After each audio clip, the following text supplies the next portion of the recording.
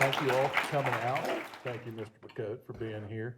Mr. Bacoate, I just want to start with, well, first of all, reading his bio, his family moved here in 1927, and he was born 3 years later, is that correct? Yes. So do the math on that. And this gentleman is into his 90s and looking fantastic.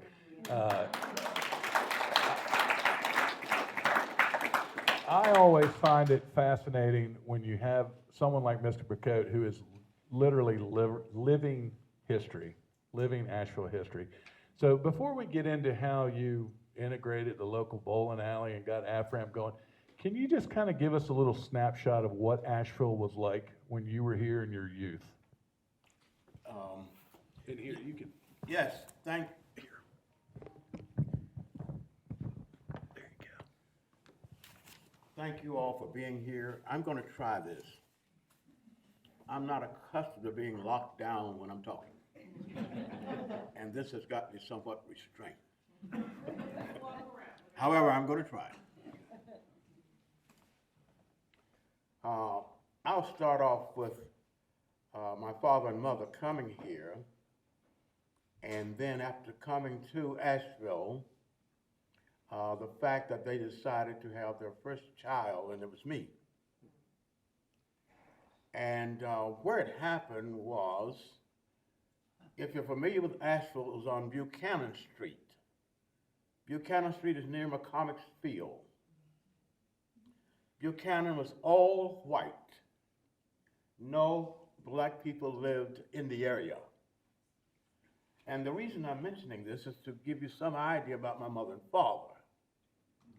They came here from South Carolina, my father from Darlington, my mother from Rock Hill, but they didn't acquiesce or move and look for a place to stay in the black community. They went to the white community and was allowed an apartment, 4-room apartment. It was in the basement. And that's where I was born. Now, it takes some real guts to be a black person back then, coming into a new city like Asheville, North Carolina, and being resilient enough to say, okay, we're going to start off where the action is. And when I say the action, I mean where people can make things happen, providing we need help and or if we have a great idea. That's the premise in which they came here. And when I was born and as I was growing up, that was kind of implanted in me.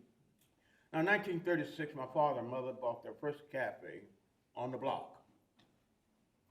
And my brother and sister were born 2 years after me. Then my brother was born 3 years after me. So the three of us are there with the mother and father. Now, we had to do the same as other kids. We had to go to school. But my father and mother, for some reason, at an early age, taught us how to work. Now, let me explain this to you. So now, 1936. So I'm 6 years old, then my sister, then my brother. So we moved up to 1939, and that's when they moved us into the area of teaching us how to work. The cafe, located on Eagle Street, on Sundays, they had a black business meeting. It wasn't the Chamber of Commerce. It wasn't called a business organization. But the black business folk came together on Sundays at my father and mother's cafe at 3 o'clock. On Sundays after church, we were taken to the cafe. And there, we met the black business people. They met us. that gave us an opportunity to see how adults deport themselves, along with the training that we were getting. In 1940, let me add one more thing. My father also owned the cafe, but he was a janitor. 4 buildings downtown on Patton Avenue. The classic building where Asheville Discount Pharmacy is located. Bilks is located on the corner of Church Street and Patton Avenue. The Super building is located across from the bank on Church Street. It's First Bank now. And he also that building. So those 4 buildings. So the cafe and the janitor, those buildings. He had become so well known with the folk that he worked for until there was a family by the Weavers. You all may have heard of them. They're early settlers here. I understand that the Weavers gave Pritchard's Park to the city of Asheville. Also on Merriman Avenue right now, they're clearing up the Weavers' property down there near Wilshire Dip. But I'm noting this because my father was able to get $1,500 from the Weavers, $500 from the Shufers. This is 1940. A black man able to get $2,000 from 2 white men with no guarantee of anything, but the money was to be used to help black business people. And these dollars were brought forth and made available on Sundays at the 3 o'clock meeting. And the only thing that was required when you made your request for funds was the date, your name, the amount, and the day that you pay it back. According to my father and mother, who was in charge of the fund for over 4 years, they never lost a dime. That's amazing. So the reason I'm noting that is because I was raised up with that kind of, in that kind of environment. We left Asheville in 1943 to make our fortunes in the North. We're already doing great here. And we moved to Baltimore. My uncle called it Come North. Well, we all know that Baltimore is on the Mason-Dixon line. So that's where we moved. But as my uncle had told my mother and father, it worked out that way.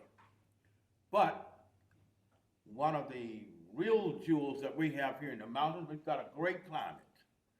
My father had a respiratory condition that he didn't know about, and when we got to Baltimore, here it comes.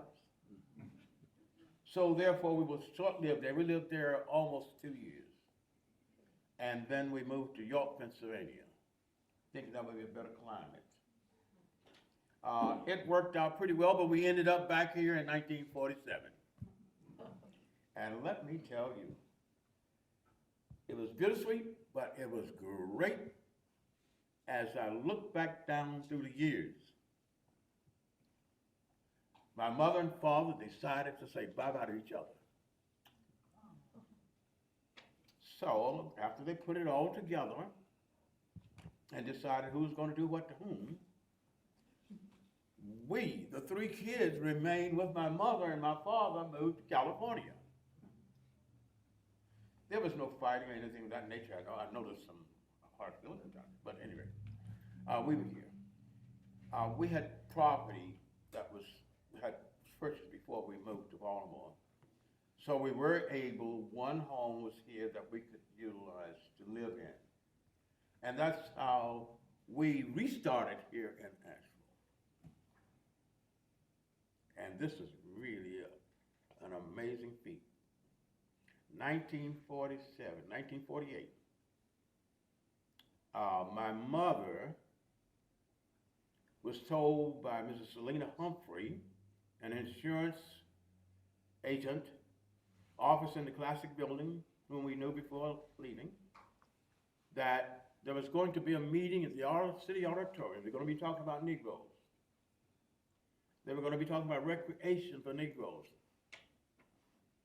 But no Negroes were invited. Mrs. Humphreys told my mother so she would know.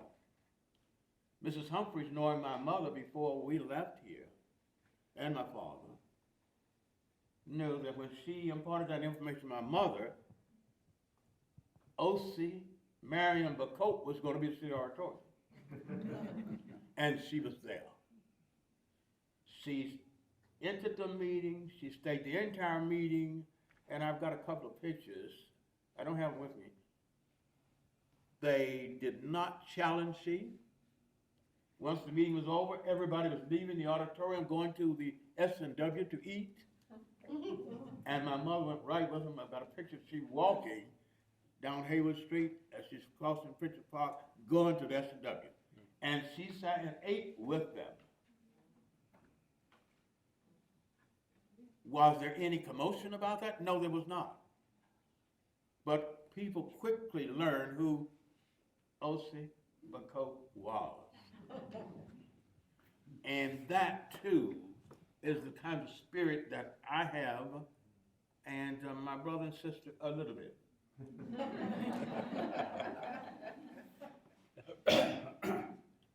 Now, let's just really get down to some of the real intricate parts of my life and my family's life here in Asheville, North Carolina.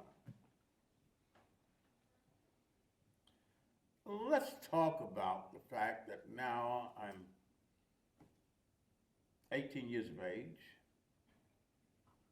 I'm out of high school. And about 6 months later, the government said, "We need you." And I answered, November 1950, I answered it. And I answered it by saying, on this return letter, that I had heart trouble. I didn't want to go to the military. Now, I have heart trouble. Do I have heart trouble? No. But this is what I learned. Again, as you grow up in the South and you meet other people who come from lower parts of the South, and this particular person came into Asheville, and his name was Cake Man. He landed on Eagle Street and became a shoe shine person, and he used to shine all of the guys' shoes. He would tell us about all of the things that happened to him in Alabama, happened to other Negroes. He talked about walking from Alabama to Asheville, North Carolina. He talked about walking here and then settling. Then he told some of the things that happened to them there. One of the things that he said was, if you eat a small piece of octagon soap, it would raise your blood pressure. Do you all, anybody here know about octagon soap? Octagon soap will clean anything. So, this is just, he just tells us. He also could eat fire. And he would take small pieces of paper and eat fire, shiny shoes. Okay, so now I sent that information in. Now what I was going to do, I was going to take a small piece of octagon soap, if pushed to it, to eat it if they asked me to prove it. But they got back in touch with me in January of 1951. Said, we would like you to come to the courthouse. That's what our health department was at the time. And if we find anything wrong, we will leave you alone. I went, and they examined me, and they said, we don't see anything wrong, we'll send you to Charlotte. If they find anything wrong, they'll send you back home. Okay, so they send me to Charlotte. And I'm down there with a lot of people, men, and we all were examined. So as we came out of the examining area, a sergeant was calling. He said, as I call your name, I'll point a bus out. So he called names. He called Matthew over there. I sent me over to a bus. There were 14 people. By the time they finished, it was 17. Over to the right, there were 2 buses of people that were sent over there. I'm over with these guys and laughing that we're going to go home because there's so few of us. The ones over there went home and we went to the military. Now from there, Fort Jackson into Fort Meade, Maryland, Baltimore, Maryland, Fort Meade, Maryland, go through basic training. difficult going through basic training at that time. President Truman had just declared the military to integrate in 1948. So this is 1950. And it was difficult for black men when they went to basic training. Many of them didn't make it. Many of them had to go to MP section, that's neuropsychiatry. I was determined not to yield or not to give in. I made it all the way through. Then I made it to Korea in the Army Medical Corps. I served 4.5 months as a combat medic in Korea. Then once we pushed the North Koreans and the Chinese further north, we were able to retrench in Seoul, Korea. And that's where I was based, along with others. Difficult? Kind of. Challenges? Yes. Because you were challenged by many, many of the military brass and non-commissioned. I make it through Korea. I've got 21 months of service and time to come home. So I decided to call my mother to see how the job situation was here. It wasn't very good, so I enlisted in the regular army for 3 years, and I was sent to Japan. Served in Japan, working in a hospital in Japan. It was more difficult in Japan among the civilians than it was in Korea the time that you had to be with civilians in Korea. Because in Japan, the word has resonated much more in the communities that Negro people were not very good people and soldiers were not. And this is something that actually happened when we were allowed to go outside of the compound into what's called the village. We were treated like, we shouldn't be there. As a result of the treatment that we received, that raised an arrow in me that goes back to my father and mother. And I was able to talk the commanding officer of the detachment to allow me to bring village people into the compound so that we could talk about the difference between black, Negro, and Japanese. And that was my first experience of bringing together an adverse group of folk and making it better. What happened there, I was in Japan for 3 years. I had a regular 8-hour duty. I went to school. The University of California was offering courses there, and American English, history, and public speaking were those that I took. I worked at the NCO club also after school. I was preparing myself for when I returned to America. After leaving Japan and coming back to the States and discharged, the organization that I started at the 121st Evacuation Hospital was going, I stayed in touch with it, was going for a number of years after I returned. But now here's where the real nuts and bolts come together. Back at home. Back in America, back in Asheville.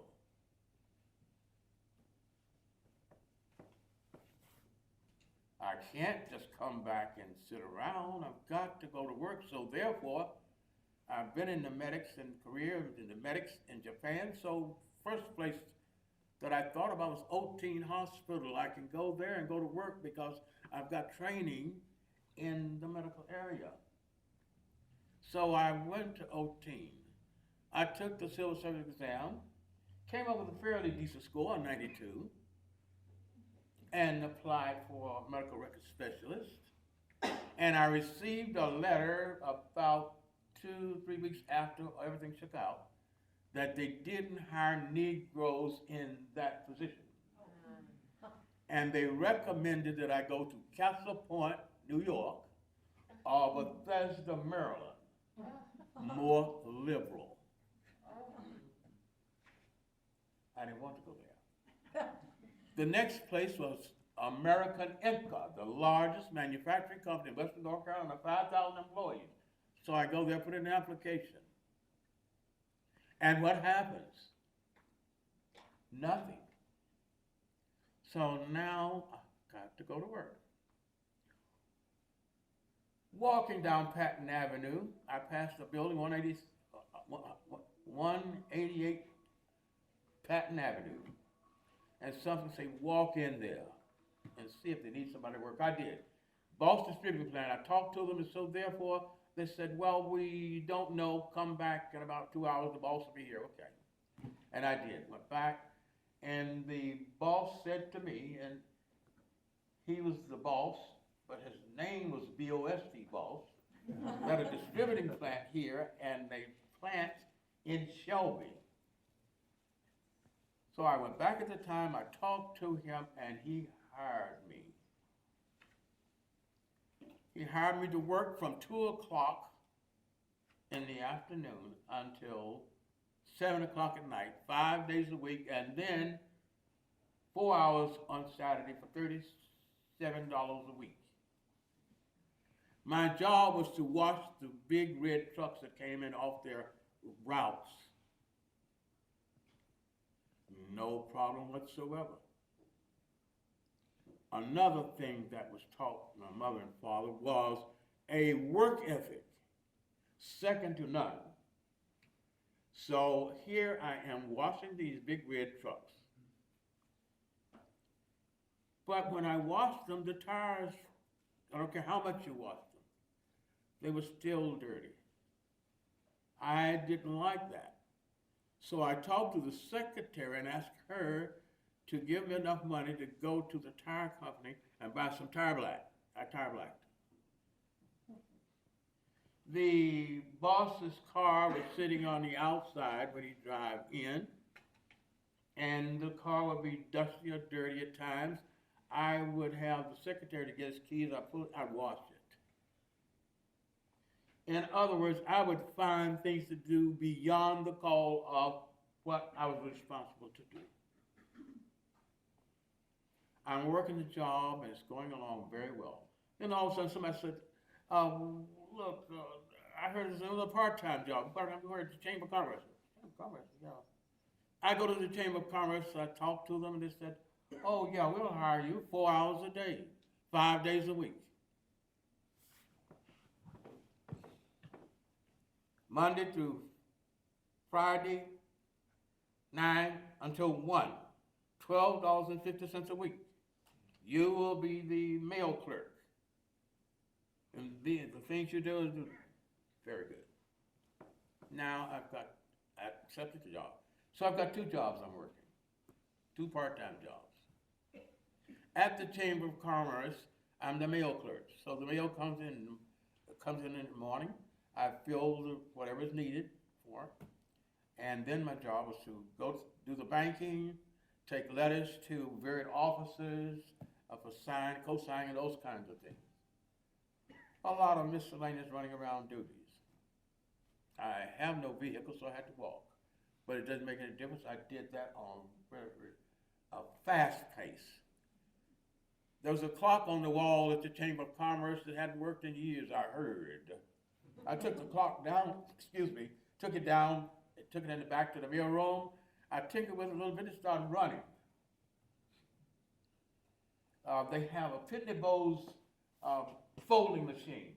The Pitney Bowes representative had to come out every week to adjust it. The chamber was having to pay for it. Well, when the Pitney Bowes representative come out to do that, I observed everything that he did. After about 3 weeks of that, I know it. So the chamber doesn't need them anymore. So the office manager gets this information. She know about the clock, she know about this.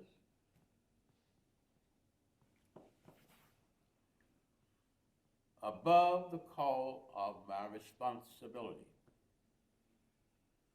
I'm going to the bank, I'm going to various directors to get checks co-signed or take correspondence.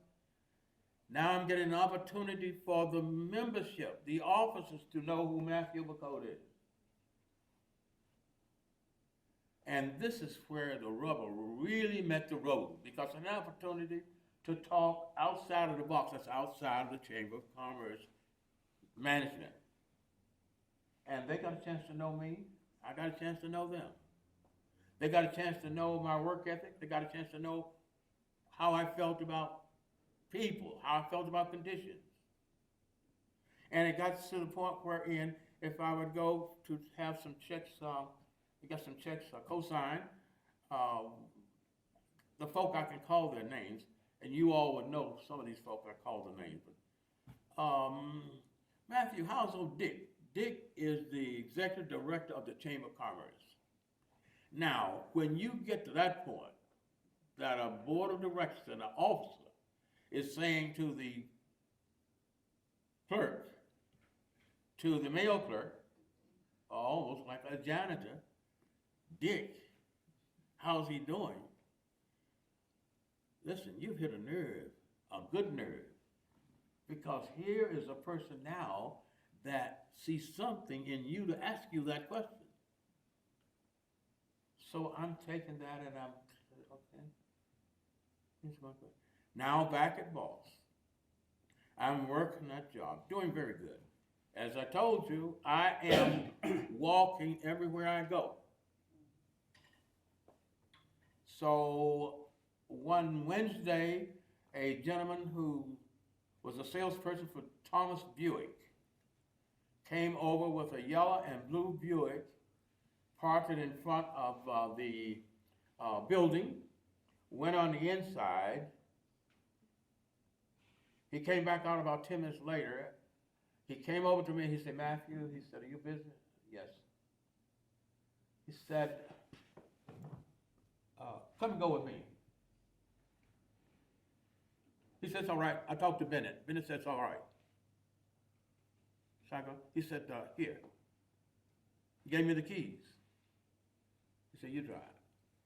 Told me to drive down Patton Avenue, turn on Clingman Avenue, go out here, then go back to Fox Avenue to Deal Buick. Once we arrived there, we went on the inside, and he said, Matthew, he said, how do you like that car? It's okay. He said, well, sign here. He said, no, it's all right. Sign here. He says, okay, sign. Bennett Boss had bought that vehicle for me. A 1954 Century Buick that had been owned from the time it came to the factory by Attorney Adams out of Whitmore Forest, his wife, and she didn't like the color, blue and yellow bottom. So she turned it back in. I ended up with the Buick. Why did I end up with that Buick? Because I didn't give you all of the things that I was doing there at Boss, but the boss is getting his car washed. He didn't ask for it. The tire black. Oh, cement walkway. When you get out of the car outside, you're on the dirt. You walk in the door, so if it's raining, you get dirt on your shoes and mud on your shoes. Walk on the inside. I had ordered 5 bags of cement. I made a walkway, not asked to do it, but this was in order to give the boss a way into his own building without getting his shoes muddy. These things he paid attention to. So now I'm driving around in a blue and white, beautiful, and I don't have to walk the areas with the chamber anymore. And as far as I know, the chamber gave me an expense account. $12.50 a week. Post person and run around person. So now I've got a expense account. So over a year has passed now. I'm making $15 a week at the chamber, 45 at Boss. Okay. I like money. Now, let me tell you what money will do for you. It will do for you what you can't do when you don't have any.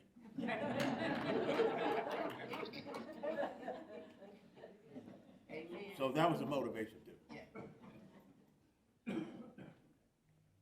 I'm knowing more of the directors. They are knowing me. And I'm taking every opportunity that I can to speak to them, talk to them. Because if you recall, when I was in Japan, what did I do? You remember? University of California had those extension courses, and what was one of them I took? Public speaking. I didn't know this was going to happen, but that's what happened.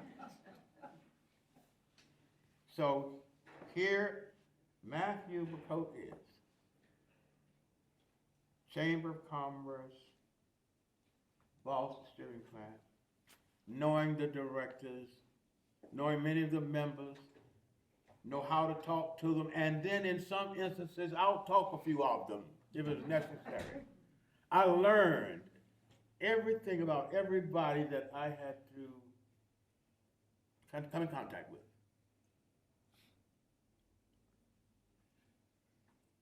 The colored employment office located on Market Street. The chamber is located in the City Hall building. Jesse Gibson, a standout football player for Stevens Lee High School, was the manager of the colored employment office. So he comes to the chamber, 10 o'clock, and I've got this information written down, and he got my attention. And I went to talk to him, and he said, little boy, I'm a grown man. But Jesse's about 250, as I said, standout football player. And we were friends. He said, they've got a brand new bowling center on Kenilworth Road. They need a custodian at night. $55 a week. And I thought I'd tell you about it because, see if you're interested. I said, well, Jesse, I've got Boss, and I've got the chamber. He said, I know that. He said, but I'd like you to go out there and talk to her. I said, Jesse, I have the chamber. I also have Boss. He said, do it for me.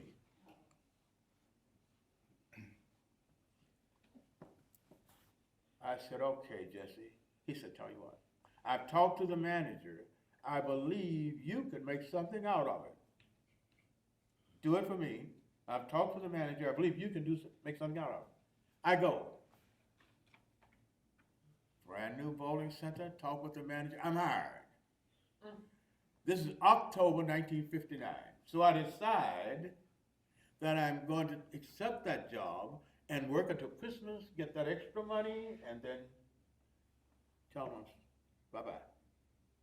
But by the time that Christmas came, I had the job down to a science. 12 o'clock until 8 was 6 days a week. The bowling center stayed open all night. There was a night manager there. I was the custodian. By 3:30, 4 o'clock in the morning, all of my work is completely done. So now I've got a chance to read and do whatever else I want to do, and I found things to do there in the bowling center. 3 jobs. 9 to 1, 2 to 7, 12 until 8 in the morning. And loved every moment of working on those 3 jobs because that money was really good for me. But at the same time, I'm gaining some attention that I had no idea.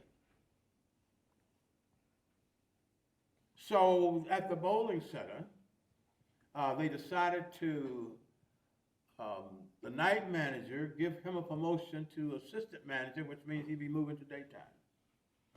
The night manager's job's open. The manager came to me and said, Matthew said, John is gonna go to, as assistant manager to daytime, say, would you be interested in being a night manager? Well, I'm working from 12 to 8 in the morning. I've got it down to a science. I'm getting the $55 a week. And he's asked me if I want to take the night manager's job. And I turned it down.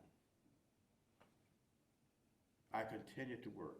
Then approximately 2 weeks, or maybe a little more, the owner waited on me to arrive on a Monday night. And when I arrived, he called me in his office. He said, Matthew, he said, we're making some changes here, and Mr. Starn told me that he offered you the night manager's job. And he said, you turned it down. He said, we think you ought to be doing something different from what you're doing. And so Matthew, I'd like for you to think about it. And I'd like for you to let me know. I had 3 days to make up my mind whether I'm going to accept the night manager's job. And I had a time to call him. It was at 2 o'clock on the third day. On the third day, I called him at 1:58 and a half. And I said, okay, yes, sir, I'm going to accept it. He said, all right. Now we need to start some meetings. So from that point on, this was a telephone conversation. We met 2 nights the first week, 3 nights the first week. We were talking about this is the first time that a Negro will be in this position and accepting money from white people. And we don't know how it's going to go over making that type of transition with white people. So we talked about the do's and don'ts and the possibilities. And one of the things we talked about considerably was that if anybody brings trouble out there to you because of your race and your position, we needed to set up a system. The system was, we're hiring somebody else to replace you as the custodian, and you set up a signal with that person so that if anything happened during your night manager tour, anything happened, that you would give him a signal so he could go in our office and call the police. Also, he said, we're going to have the police readily available anyway. We'll have them close by when you take over the job. And we went through a lot of different do's and don'ts. Great. The first night that I'm officially on duty as night manager, I had something, I'm looking out towards the window, the lanes behind me, something say, turn around.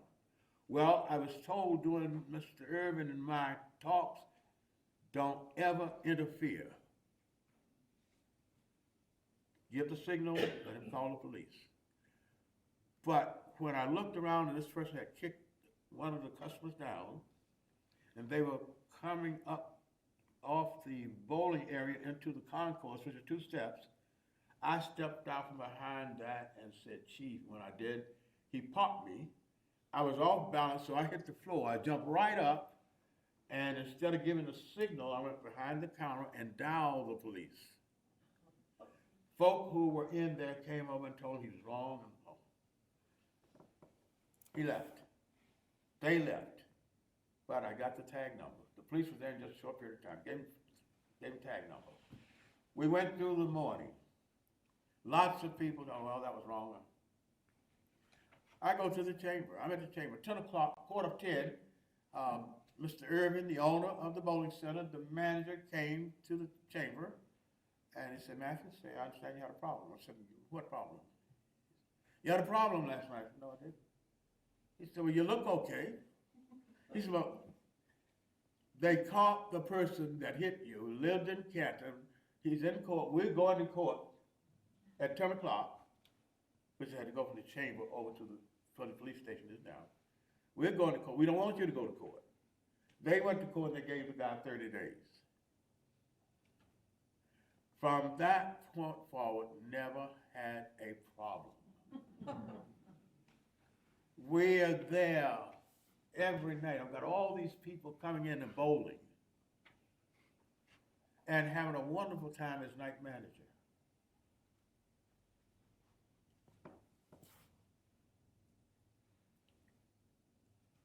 The bowling center's closed on Sunday evening. So I'm thinking to myself, I said, okay, working these nights and got these people coming in, but on Sunday night, the bowling center's closed. So I went to the manager and I talked to him a little bit, and then I popped the question. I said, well, listen, you all are closed on Sunday nights. Do you think you would make arrangements for me to bring some black people out here? He said, oh, no, you'd have to talk to Sam about that. Sam is Mr. Irvin. You'd have to talk to Sam about that. So I waited a week or so, and then I told him, I said, well, do you mind? He said, I've already mentioned it to him. I said, but you need to talk to him. I said, okay. So Mr. Irvin, he made himself available, and we talked. I said, Mr. Irvin, you're closed. He said, well, Mr. Starnes already told me. I said, I would like to bring some black people out here on Sunday night and teach them how to bowl. Give them an opportunity to bowl. I said, we do have 2 lanes on Southside Avenue that was owned by an enterprising black man, Norman Poor. He had bought 2 rickety lanes from Asheville Bowling Center and put them in the Owl Lounge, which is down the south side of Asheville. And that's what black folks was bowling on, 2 rickety lanes. So I mentioned that to him. He said, well, Matthew, I'm sorry. He said, we couldn't do that. We have got too much debt. Stockholders got too much debt to take that chance. We ended it, not just like that, but we ended it. So the manager and I talked about it a number of times after that. Approximately 3-4 weeks later, I get a call to meet with Mr. Irvin in his office. So again, this is when I arrived at work. And we go in and he said, Matthew, I've talked to my stockholders, and they said that if you bring some of your good friends out here, we're going to give you an opportunity to bring some black folks out on Sunday evening. There are conditions. Make sure that once a person come in, you lock the door. Now, give me the process in which you're going to teach them. So I went through that. I had people that was going to do it. The guys who worked for the Asheville Bowling Center, they knew how to bowl, so I utilized their talents once we got started. I didn't know it was going to happen once we got started. So I come to town on a Tuesday or Wednesday, and I tell all of the black school teachers that we've got an opportunity for you to learn how to bowl. Come out to Bowling Center. I went to the black business folk on Eagle Street. I talked to them. We've got an opportunity for you to learn how to bowl and bowl. And some of the expressions was like, have you lost your mind? And of course I was questioning about it. Eventually it resonated. And some came out on Sunday night. No, Sunday evening. I've got the fellows there with me. We had enough people for 12 lanes. 48 folks came out the first Sunday night. I've got these gentlemen who are helping me teach them how to bowl. The word got around during the week. And the second Sunday, we had 24 lanes of black folk, most of them not knowing how to bowl. And it worked us like mad to keep up and maintain the kind of learning order that we needed. And the second Sunday, and the third Sunday, we had a few people extra to come out there. So now we're going along for a number of months, having a great time. Black folks bowling out at Star Lane Bowling Center. In the meantime, there was a group in Clyde, a group of doctors, planning to buy the building where the Orange Field is located now. Buy that building and open a bowling center for black folks. But they didn't have anybody to operate it. So they went to Stevens Lee and they got a school teacher and talked to the school teachers and made arrangements with the school teacher to leave school, come to the bowling center, and go to school in Chicago to become the manager. However, in the meantime, that school teacher came to me and said, Matty, told me all about it. Matty, would you meet with him? So I went out to Clyde and I met with him. And I couldn't accept the responsibility, the job. I had to come back, think about it a little bit. Then I had to go to chamber now. I'm sorry if I lost you. The chamber is along while this is going on at the bowling center, the chamber's along. Now, eventually I had to leave the boss company. So I'm working at two jobs.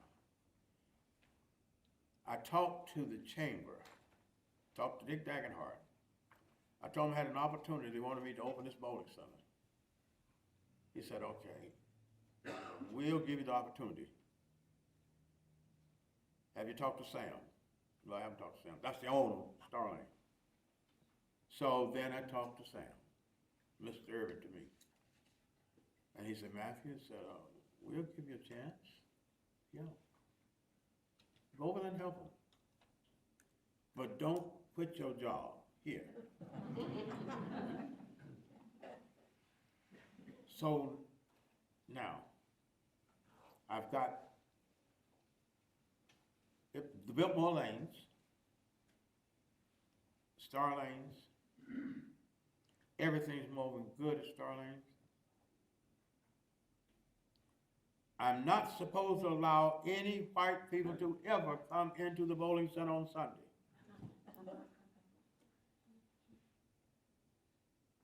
And I had told several of the guys who worked for the Citizen Times who came over in the morning during the week to bowl till 5 o'clock in the morning about what was going on Sunday. And 4 of them came by the bowling center on Sunday night. And I allowed them to come in. And they stood around, a lane became available. Can we go down? Yes, you may. The next Sunday night, some more white people came.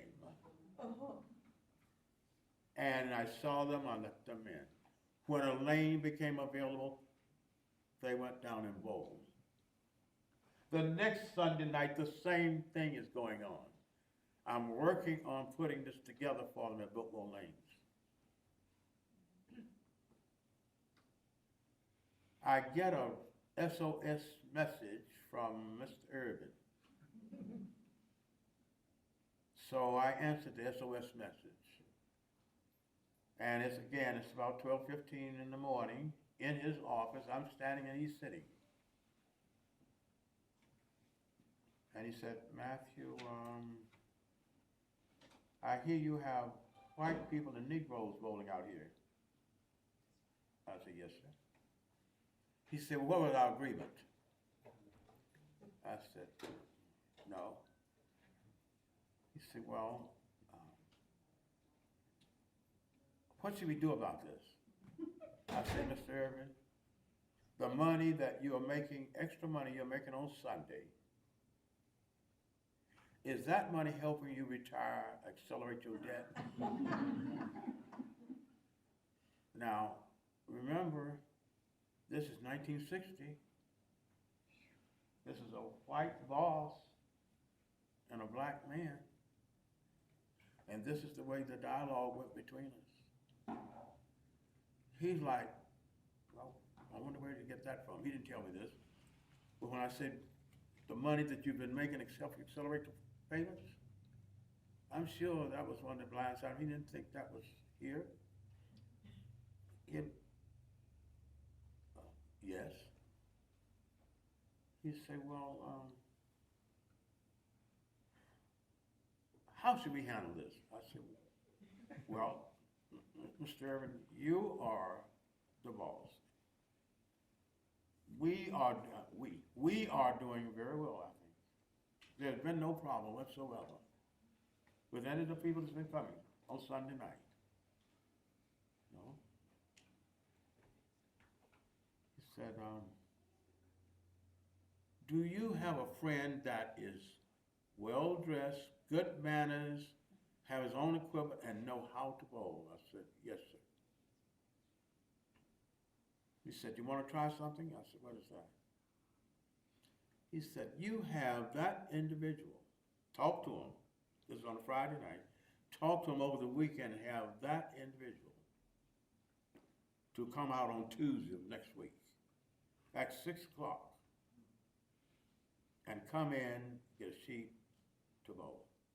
Over the weekend, I talked to Charles Thompson, and I talked to him, and I talked to him, and talked to him. By Tuesday evening, he was ready.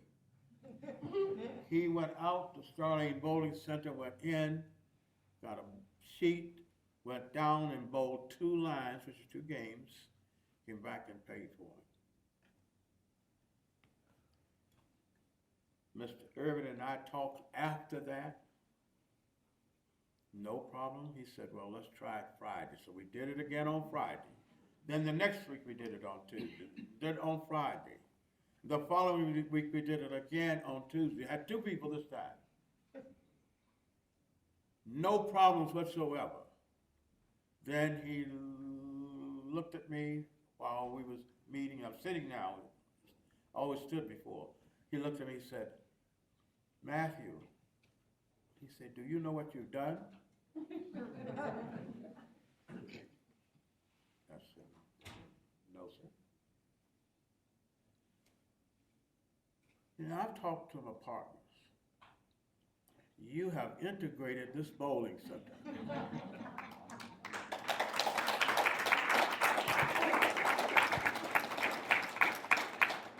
That's the exact way that he said it. You have integrated this bowling center.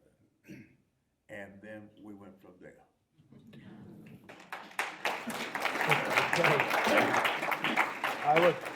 I would just like to say that is the best answer to one single question that I've ever had. You know, what's fascinating to me is, as I mentioned, the living history, but the small steps that integration took. And I think I saw Judge Hill, Calvin Hill's here. No, that's not Calvin, I'm sorry. I thought I saw Judge Hill. You know, we have a direct line here to where we are now, and I want to ask him a question about where we are now, but we do have some questions from you guys. The first one we got to ask is, when did you ever sleep? Yeah. Well, it's still today, the same as it was then. I sleep about 3.5 hours per 24. I work with 4 nonprofits now, and I'm finding something to do every day to help people. And you're 94 years old? 95. You know, your memory has not slipped a bit. That is phenomenal, phenomenal. Question here, and I know this is important to a lot of folks. How has faith played a role in your journey through life? Faith is big in this sense. You want to grab your microphone? I'm so accustomed to talking without one of these until, okay, yes, it's big. There's a plate on a large, oh, flip the little button up. Hello? Push it up. There you go, you got it. All right? Yeah. Is that it? Here you go.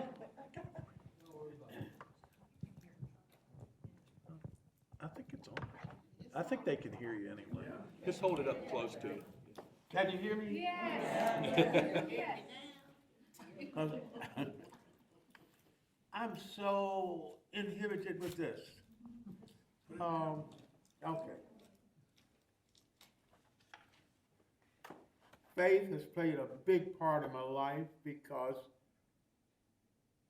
my father and mother have always been a proponent of faith and the church.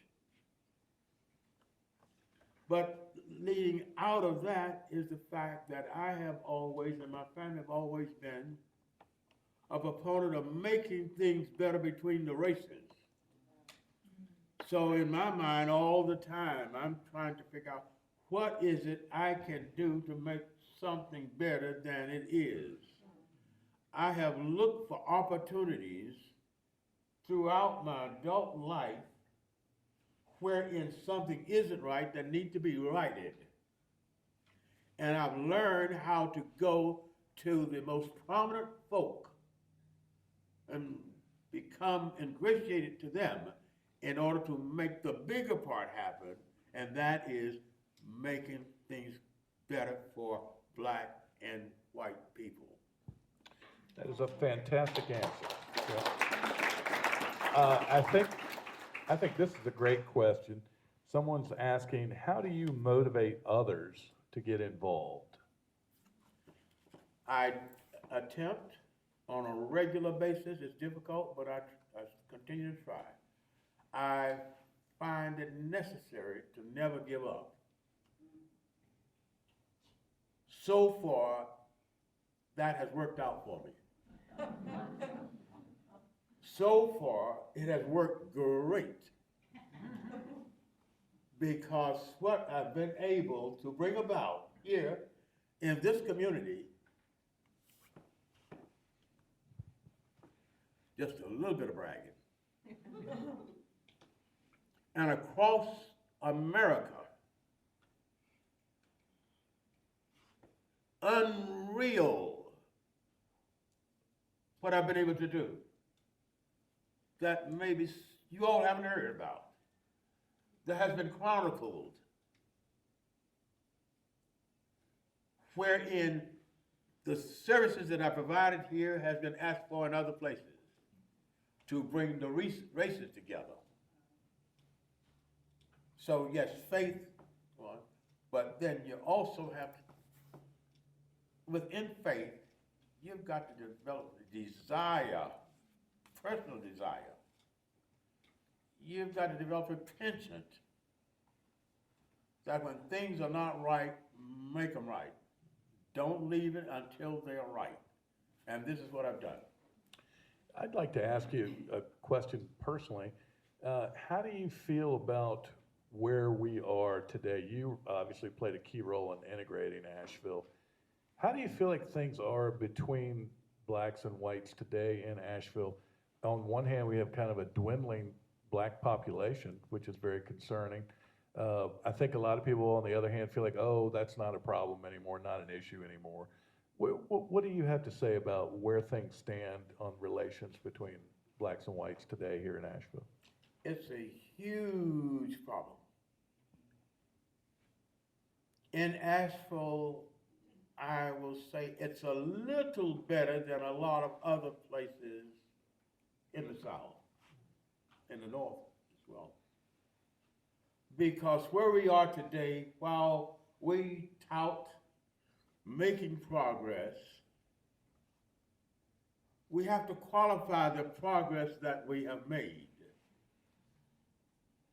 It is great that we can sit together. It is great that we can eat together. It's great if necessary, you need accommodation, you can go to the hotel. That's great. But where are we really in terms of the black position and the white position in Asheville. You've got 15,000 black folks here, a total of 93,000 in the city, 200-some thousand in the county. But when we look at this quantitatively, where is the black community? Yes, we've got a few jobs. Yes, we've got a few nice homes, a few cars, we can send our kids to school.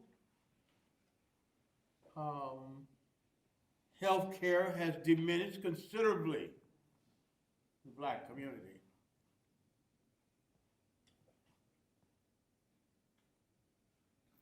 I don't think we have 3 black doctors in Buncombe County.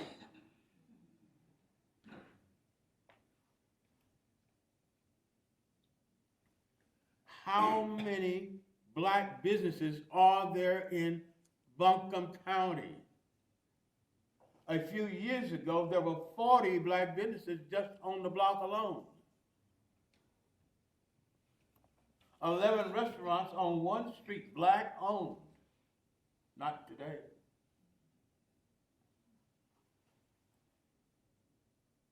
When we look at white, black, pound for pound, as an old boxing adage,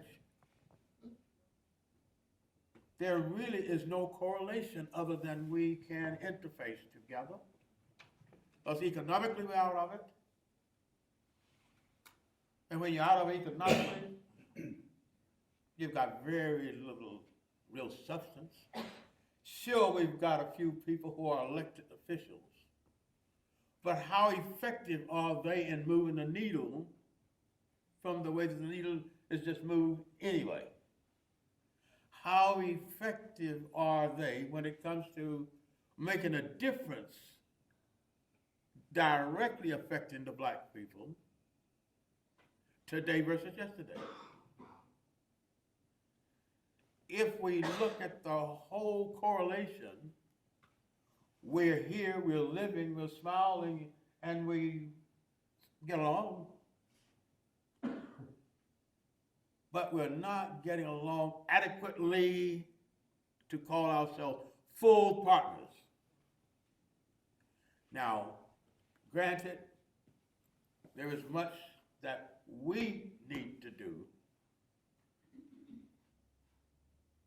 in order to keep folks on the other side on their P's and Q's so that we can make more progress than we're making. We on reparation. I'm not going to get into reparation, we'll say this. Why can't similar folk or the same folk that come on a regular basis into the black communities, into black domains, seeking assistance for votes, seeking assistance politically on a regular basis. Supposing some of those folk would tout to other folk that why don't we take a real look at reparations? It's not going to happen until someone on the other side decide that the right thing to do is let's take a better look at it. Let's take a realistic look at it and see if we can bring it about. I'm going to leave it. Okay. Someone here wanted me to, or us to note that there's an oral history located at UNC Asheville Special Collections. And then I'm not sure about this question. It says, do you still want to, is it eat fire? Okay. Yeah. I Yes. guess a reference to the fellow that would eat fire. Right, yes. And listen, I do that. I have done that. I utilize the eating fire to join a production that traveled around putting on shows. The person who demonstrated, the gentleman that I talked about, Kegman, when he would eat fire, he never told us what the secret was. Never told anybody. But I figured out the process on my own. I lied and said that I was an actor. I lied and told a group of people that I was a professional performer. And part of that was going to be to eat fire. I never tried it before. So when I was called to audition for eating the fire, I had about 35 feet from where I was called to the place I was to demonstrate. And when I reached that 35 feet, I had figured it out. And I ate fire 3 times, meaning I took pieces of paper like thus. The first piece was small. But please don't demonstrate this. First was like this, the second piece was a little larger, the third piece was larger than this. And I lit. And I just put the first piece in my mouth. Okay, then the second piece, smoke billowing out of my mouth when I'm doing it. But I figured it out when I got on stage to demonstrate that when you hold your head back like this in your mouth and put the fire here, open your mouth wide and just let the flame go right in, okay? But don't breathe. Don't breathe. Close your mouth. It will not burn you.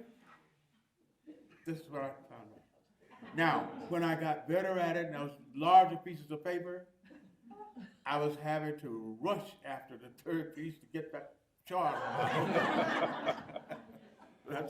To any children watching at home, please erase this part of the tape. This will be I think the last. We're running a little over, but I don't think anybody's minded. This might be a nice little walk down memory lane for you. And I'll throw a bunch of names at you. I'm glad to go through these again. Somebody's asking, do you remember Flaky at the bowling alley?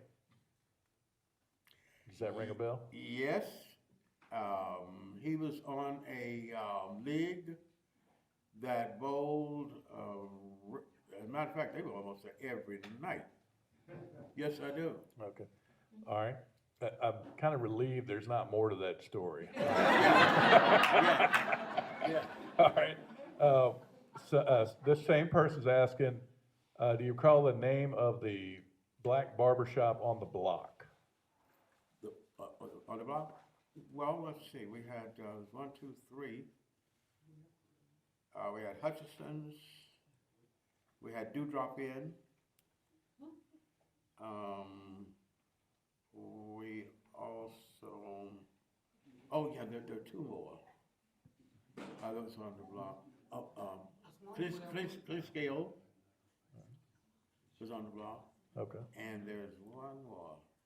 There's 4 of them that was on the block. And then this person was asking about a black pool hall on Eagle Street as well. There were 3 pool halls. Dewdrop Inn, that was owned by Vernon Miller on the corner of Biltmore and Eagle. Todd's was located on Eagle and Wilson Alley.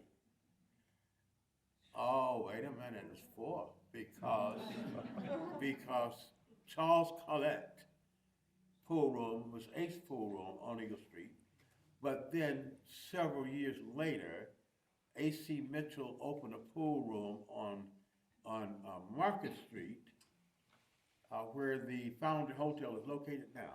Okay. This was an enterprising black gentleman who leased that 3-story building that Tallman was using as his warehouse, and 7 brand-new pool tables on the first floor with a snooker table, something the black folks weren't accustomed to. Indoor skating rink on the second floor, and a crystal ball on the third floor. And one thing you mentioned just a second ago, this will be the last question. Did you say you're still working?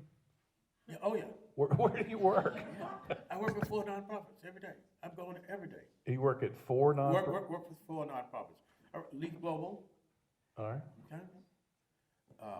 Explore Asheville, I do some videos and things with them. The Skyview Golf Association, Yeah. I'm responsible for that. And as you all know, you all have here one of the largest golf tournaments annually, owned and controlled by black people. It's into its 65th year. 3 days. There were 33 such tournaments started since 1955. The only one that's left is the one in Asheville. That's fantastic. Folks, living history and a living encyclopedia. Thank you, Mr. Bacoate, for coming out and sharing your story. Thank you so much.